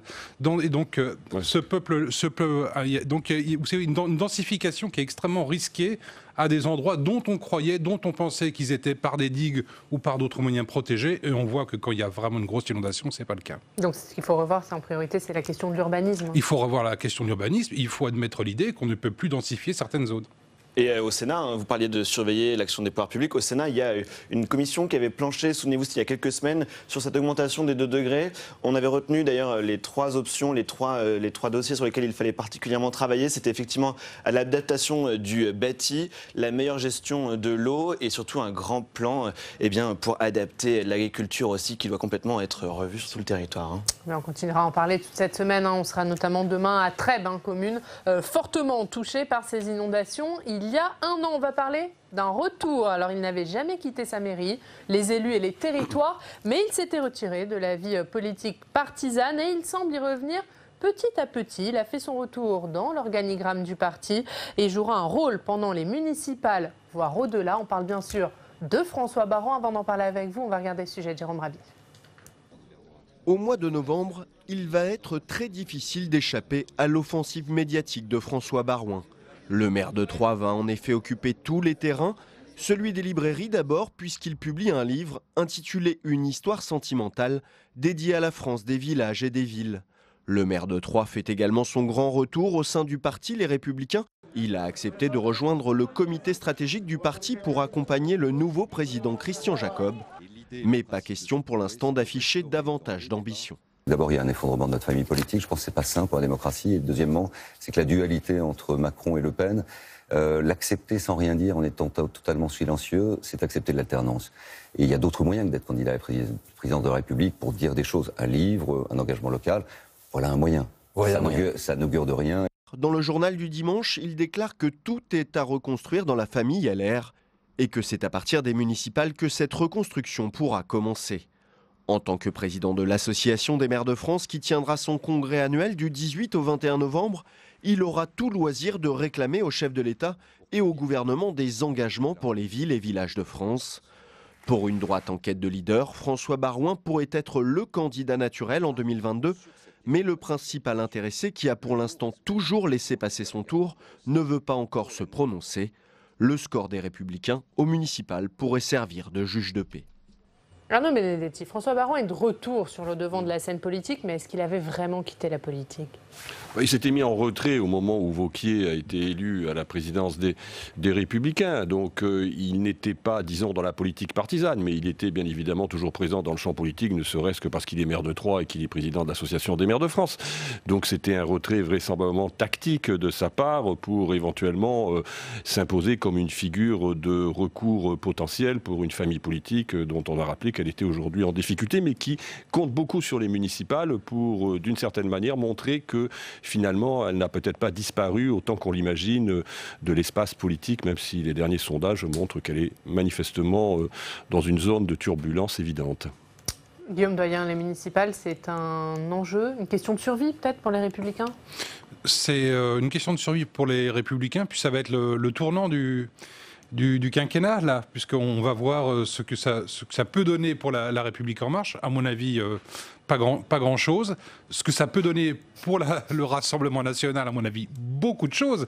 Et là-dedans, en effet, si on arrive à la troisième partie, c'est quelle part vont obtenir les vieux partis moribonds, notamment celui de François Baroin et le Parti socialiste. Donc ça va être extrêmement important. Et la partie là, le coup que joue Baroin est fort habile. En effet, c'est le moment où lui, il peut éventuellement sortir du bois en tant que patron de l'AMF et maire d'une collectivité d'une certaine importance, Troyes en l'occurrence. Moi, je voudrais ajouter quelque chose qui n'a pas été encore tellement dit par rapport à François Baroin, mais qui est assez intéressant d'un point de vue même du calendrier. Il ne faut pas oublier que François Baroin, c'était entre guillemets le fils spirituel de Jacques Chirac. Et donc sa sortie du bois intervient juste après le décès de Jacques Chirac. Et donc je pense qu'il veut, d'ailleurs dans son interview du JDD aussi, il aimait l'idée de relancer une sorte de commission Stasi, comme elle avait été lancée au moment de la loi pour l'interdiction des signes ostentatoires religieux à l'école. Donc il s'inscrit dans la droite ligne, je dirais, vraiment de l'héritage chiracien, à savoir effectivement peut-être prôner une société plus apaisée, une société aussi des territoires, du terroir. Donc je pense que c'est un élément, il essaye en tout cas stratégiquement, sans le dire, peut-être de capter justement ce fameux héritage de Jacques Chirac, en tout cas vraiment de se mettre en avant sur les thématiques fortes sur lesquelles Jacques Chirac était apprécié. Vous êtes d'accord, Arnaud Benedetti, sachant que c'est aussi un bébé Chirac, Christian Jacob, qui a pris la tête du parti. Manifestement, en tout cas, c'est la ligne qu'il essaye de tracer. En tout cas, c'est le sillon qu'il essaye de tracer. Il s'inscrit dans cette tradition politique, disons, chiracienne, qui est plutôt d'ailleurs radicale socialiste plutôt que gaulliste, en l'occurrence. Mais enfin, bon, peu importe. Le problème, si vous voulez, finalement, le problème de Baroin, c'est le problème des Républicains. C'est comment les Républicains, et c'est un peu vrai aussi pour le Parti socialiste, mais c'est encore plus vrai pour les Républicains, peuvent finalement fabriquer une offre politique qui soit une offre politique attractive et différenciée par rapport à un Emmanuel Macron qui a quand même grignoté un certain nombre de leurs positions, notamment sur le plan économique, entre autres, mais aussi d'ailleurs sur le plan des questions régaliennes aujourd'hui, puisqu'il en vient à un discours quand même qui est plus un discours de fermeté que celui qu'il pouvait tenir peut-être en début de mandat ou durant sa campagne présidentielle, et comment ils peuvent finalement aussi se différencier par rapport à un Rassemblement national dont on voit quand même qu'il a récupéré aussi une partie des électeurs de François Fillon, de la même manière que la République En Marche. Donc le problème, c'est encore une fois, au-delà des personnalités, bien sûr qu'il y a un problème d'incarnation, mais il y a un problème à un moment donné tout simplement de projet politique, d'offres politiques qui soient suffisamment attractives pour pouvoir porter un candidat à l'élection présidentielle. François Baroin, il en est conscient. Il répète beaucoup qu'il faut mettre fin à ce duel mortifère entre Macron et Le Pen. Et je dirais aussi, quand même, j'ajouterai un élément d'une équation, dans l'équation personnelle. Le souci quand même de François Baroin, c'est que quand même, quand on regarde tout son parcours politique, c'est un peu le syndrome de l'éternel réserviste. C'est-à-dire qu'il s'est toujours un petit peu mis en avant et puis après retiré. Donc voilà, il faut aussi voir si il a ses ambitions, il va les tenir ou pas jusqu'au bout. Il a aussi cette réputation d'être un peu dilettante. Donc voilà, je dirais qu'il faut aussi tenir compte de l'équation personnelle de François Baroin. Guillaume Doyen, Pascal le rappelait, hein, François Baroin, c'est bien sûr un fin connaisseur des territoires, un président de l'Association des maires de France, maire de Troyes depuis des années. Est-ce que c'est ça son principal atout dans la période actuelle ? Dans la période actuelle, c'est une carte qu'il peut jouer très fortement, mais cela dit, il n'est pas tout seul à la jouer. Le gouvernement en 2020 va présenter une loi décentralisation, déconcentration et différenciation. Donc tout le monde a repéré qu'en effet, jouer la carte des territoires, c'était maintenant un atout fort. Donc il ne sera pas le seul sur ce terrain-là. Et là encore, une fois de plus, il va trouver en face de lui des marcheurs qui vont aussi jouer ce numéro-là. Il y a les marcheurs, mais il n'est pas seul au sein de sa propre famille politique. Il y a Gérard Larcher, qui lui aussi parle beaucoup des territoires, veut reconstruire la droite et le centre par les territoires. Est-ce qu'ils sont complémentaires ou rivaux, Gérard Larcher et François Baroin ? Écoutez, en l'occurrence, est-ce qu'ils sont rivaux aujourd'hui? Ils sont plutôt complémentaires, parce que d'abord Gérard Larcher n'a pas manifesté pour l'instant, sauf dans une interview, je crois, si mes souvenirs sont bons, une éventuelle potentialité de candidature. Pour le moment, il ferme la question est de savoir si les territoires, mais la question est de savoir, fondamentalement, la question est de savoir si les territoires sont un enjeu, un bon levier pour gagner une présidentielle. C'est un levier important, en effet, parce qu'il faut mobiliser des élus autour de soi à un moment donné pour mener une campagne, mais on sait très bien que quand même la campagne présidentielle, et c'était l'esprit d'ailleurs de la façon dont elle a été, dont l'élection du président de la République au suffrage universel direct a été pensée par le général de Gaulle, c'est d'abord la rencontre entre un homme et un peuple à un moment donné. Et d'ailleurs, finalement, si Emmanuel Macron a gagné, c'est parce qu'il avait compris aussi l'esprit des institutions, c'est-à-dire que les vieilles formations politiques n'étaient plus suffisantes pour gagner une élection présidentielle et qu'à un moment donné, il fallait avoir une audace suffisante pour aller face à un peuple et réussir le pari qu'il a réussi dans des circonstances bien évidemment tout à fait exceptionnelles sur le plan politique. Donc est-ce que la question du territoire, qui est aujourd'hui une question qui, en effet, anime profondément l'état-major des Républicains, qui pensent que c'est par là qu'ils vont pouvoir reconquérir l'opinion, est-ce que c'est suffisant pour une élection présidentielle qui obéit quand même à une alchimie très spécifique, qui n'est pas l'alchimie d'une élection locale? Pascal Tanguy. Je suis assez d'accord avec Arnaud Benedetti, mais j'ajouterais quand même que face à lui, enfin en tout cas potentiellement, on voit bien que les autres candidats LR qui sont Xavier Bertrand et Valérie Pécresse joue aussi de cette idée des territoires, en tout cas de la région. On voit bien que Xavier Bertrand entend mettre à profit son expérience de président de région de nord de la France pour montrer que ce qu'il fait sur ce territoire, sur cette région, est un laboratoire à l'échelle nationale. Valérie Pécresse aussi met en avant son expérience de président de région Île-de-France. Donc, on voit bien qu'en tout cas, les Républicains essayent de capitaliser sur cette idée des territoires. Je suis d'accord avec Arnaud Benedetti. Est-ce que ça sera suffisant? Je ne suis pas sûre pour remporter une élection présidentielle. L'équation est quand même, à mon avis, beaucoup plus complexe. Guillaume, pour finir sur ce sujet. Ouais, le changement le plus profond, ça provient quand même de la fin du cumul des mandats maintenant. Pourquoi se satisfont-ils d'être président de région? Pourquoi le clament-ils, etc. C'est qu'ils ne sont plus du tout législateurs. Et là maintenant, ça a créé une vraie rupture, si vous voulez, entre les états-majors centraux et les élus, les grands élus des territoires. Allez, comme tous les lundis, on va partir à Amiens. Guillaume Doyen, retrouver nos partenaires du Courrier Picard. Bonjour Michael Tassard, vous êtes rédacteur en chef du Courrier Picard. Vous êtes avec nous tous les lundis pour parler de votre opération Pic Avenir, grand sondage sur plusieurs semaines. Vous interrogez, on le sait maintenant, les habitants de la Picardie sur plusieurs thèmes. La semaine dernière, c'était le sport. Le sport, tout à fait. Je vous entendais parler des Jeux de Paris 2024. Vous savez que la Picardie aussi est en première ligne puisque sa proximité avec l'Île-de-France lui a donné quelques idées. Et on pense notamment au département de l'Oise qui met de gros moyens sur la table pour rénover, voire construire des équipements sportifs dans le but d'attirer des délégations qui prépareront les Jeux de 2024. Donc ce ne sera pas uniquement les Jeux de Paris et l'Oise compte bien tirer profit de cette proximité avec l'Île-de-France. Et le prochain thème, ça sera les transports cette semaine, Michael Tassard. Les transports, alors sujet brûlant véritablement.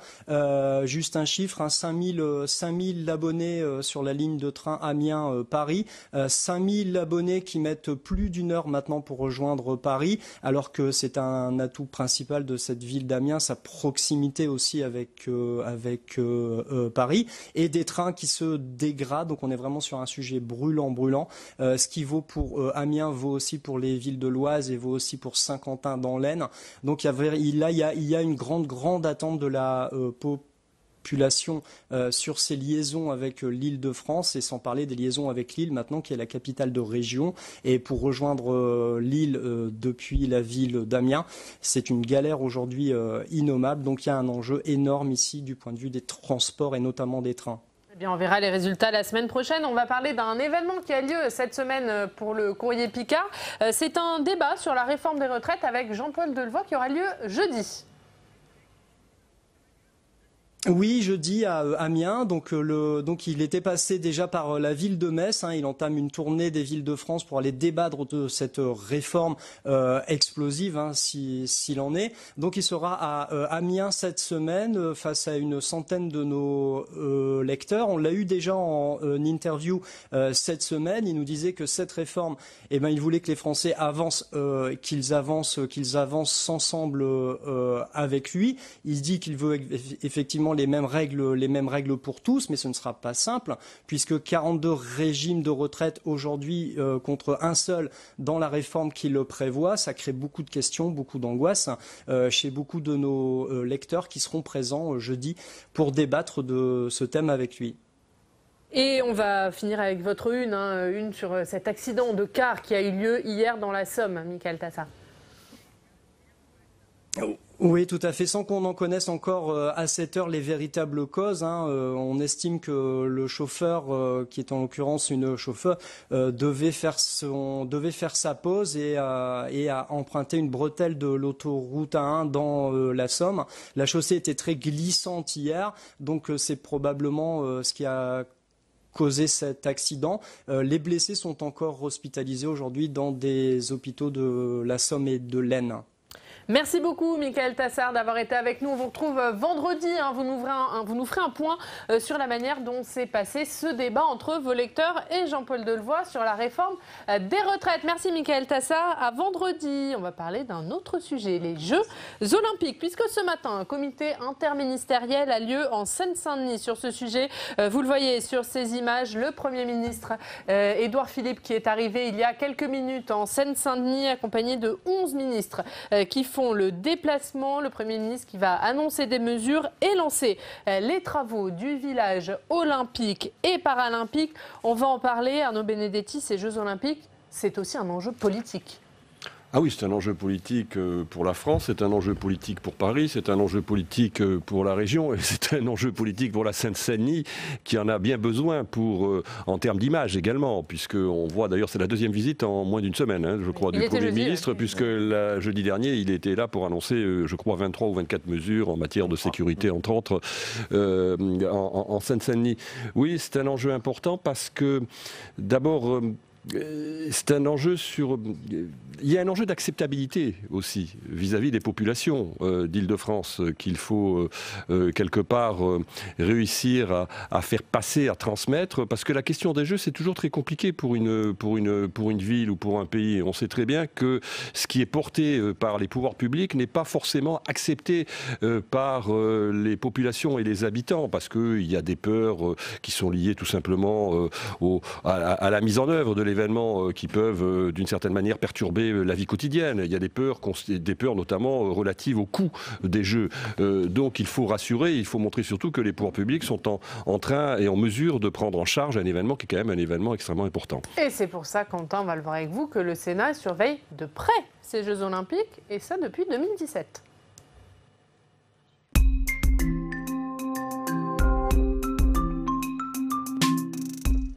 Quentin. Oui, tout à fait. Depuis le 13 septembre 2017, depuis la désignation de Paris comme ville hôte, les sénateurs ont planché à plusieurs reprises sur plusieurs projets de loi. Et au détour d'une commission, on a même entendu la recette pour réussir des Jeux Olympiques. Je vous la donne en exclusivité.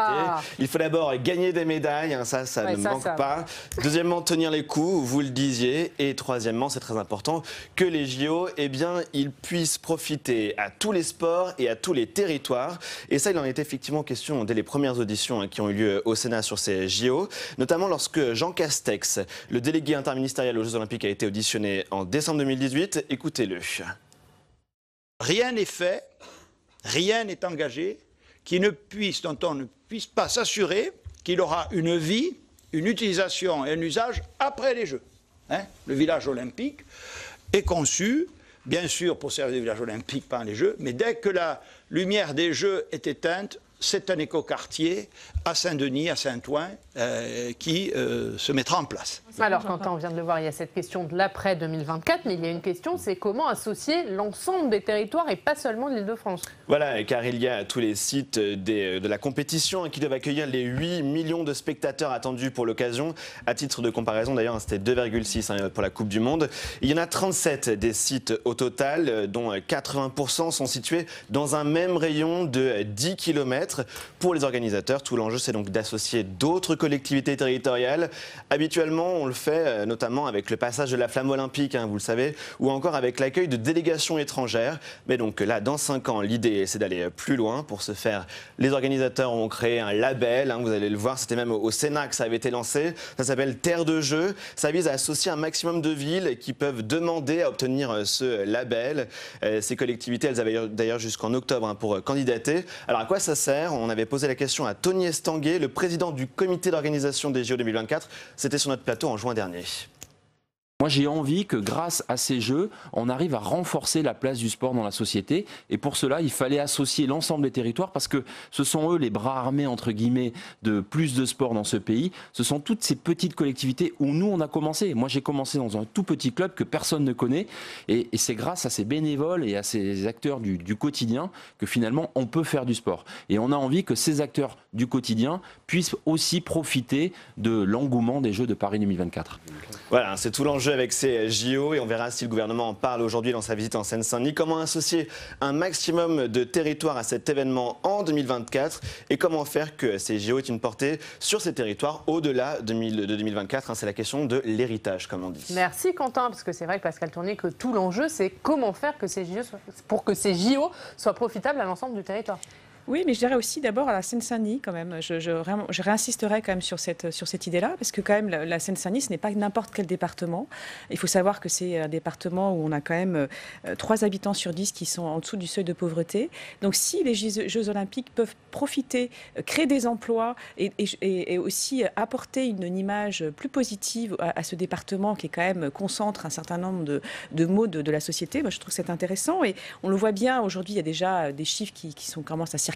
On dit que peut-être que 150 000 emplois pourraient être mobilisés. Ça peut être aussi l'occasion quand même de développer aussi les infrastructures de transport. Il est question peut-être je crois, d'améliorer ou en tout cas de créer cette fameuse ligne 16, je crois, de Grand Paris Express.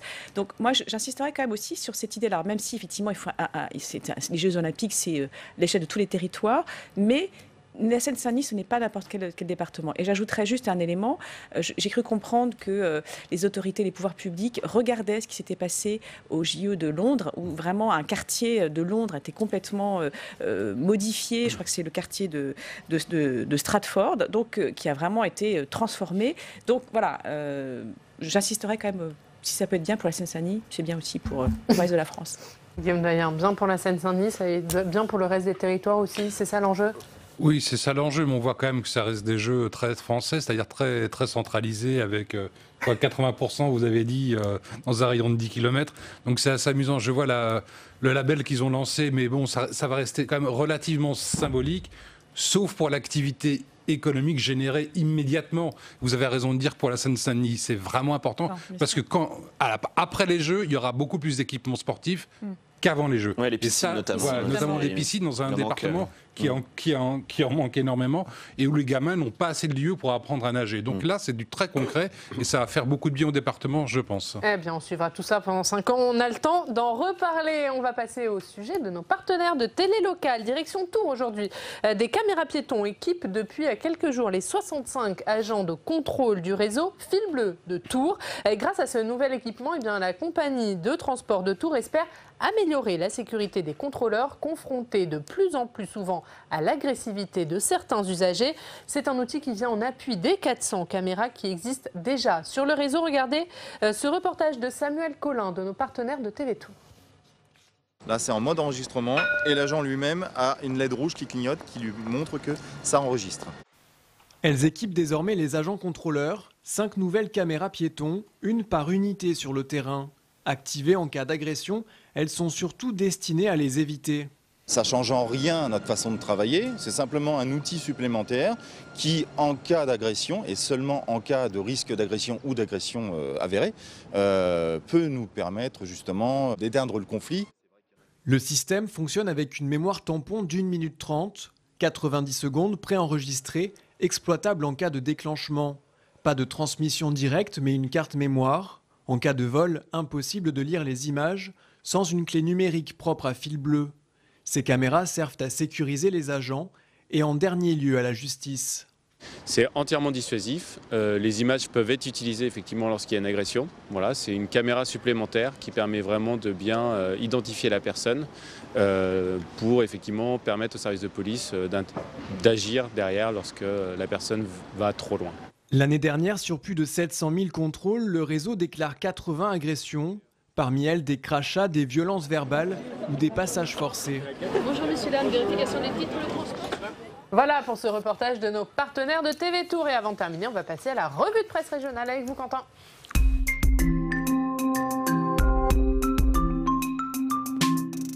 Et Quentin, on commence par le Dauphiné libéré qui revient sur la tempête Amélie. Voilà, la première tempête de l'hiver. Une personne toujours portée disparue à Nice, 4 blessés dans l'Ouest. Et comme nous le rappelle le Dauphiné libéré avec cette une, Amélie, première tempête, eh bien c'est le pays entier qui a été violemment frappé ce week-end.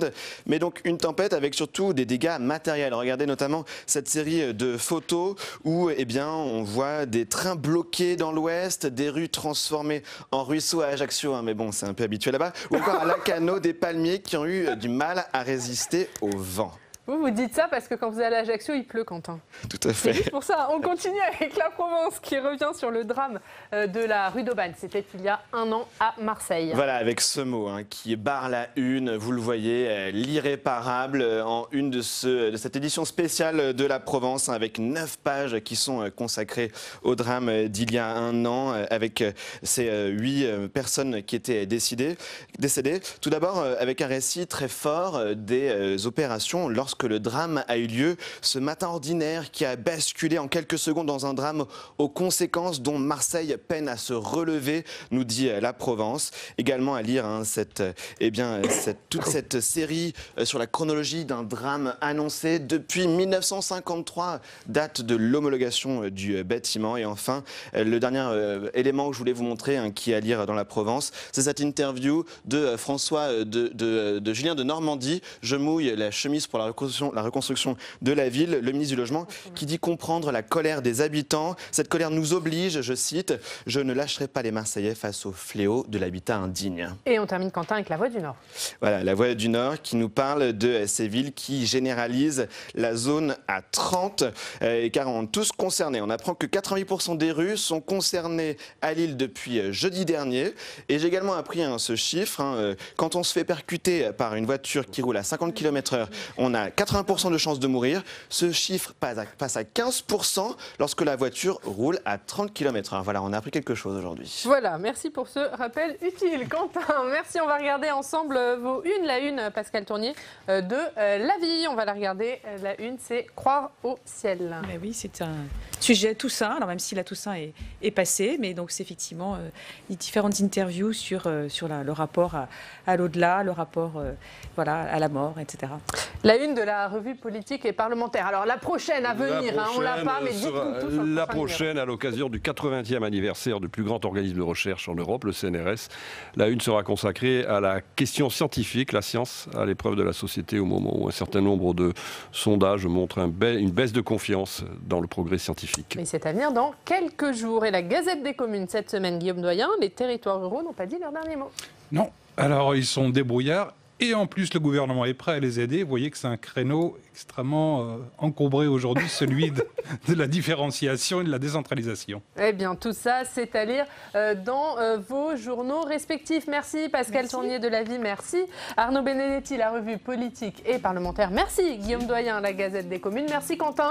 On vous retrouve. On vous retrouve beaucoup cette semaine. Ouais, jeudi, on vous retrouve jeudi. Merci à tous de nous avoir suivis à 16h30. Vous retrouvez Rebecca Fitoussi pour Allons plus loin. Nous, on se donne rendez-vous demain avec notamment l'invité politique. Ce sera Valérie Rabault, la présidente du groupe socialiste à l'Assemblée nationale. Le sénateur, ce sera Didier Mandelli, puisqu'on parlera de la loi mobilité qui fait son retour demain au Sénat. Une lecture qui risque d'être brève. On verra tout ça demain. Merci à tous de nous avoir suivis. On vous attend demain. On vous souhaite une très bonne journée sur Public Sénat. La presse quotidienne régionale et les télévisions locales vous ont présenté le Club des territoires.